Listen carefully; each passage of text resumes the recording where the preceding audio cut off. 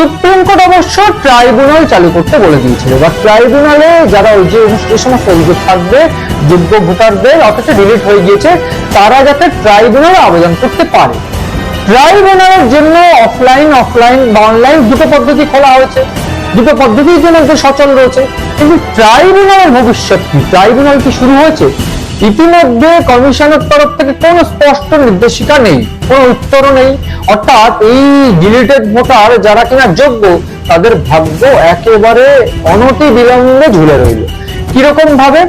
একেবারে বেসিক বিষয়টা যদি দেখা যায় তাহলে গত সপ্তাহে বুধবার সুপ্রিম কোর্টে এই মামলা এসআইআর সংক্রান্ত মামলার শুনানিতে প্রধান বিচারপতির বেঞ্চ কড়া নির্দেশিকা দিয়ে কমিশনকে বলে দিয়েছিল বৃহস্পতিবার থেকেই কমিশন যেন এই ট্রাইব্যুনালের কাজ শুরু করে।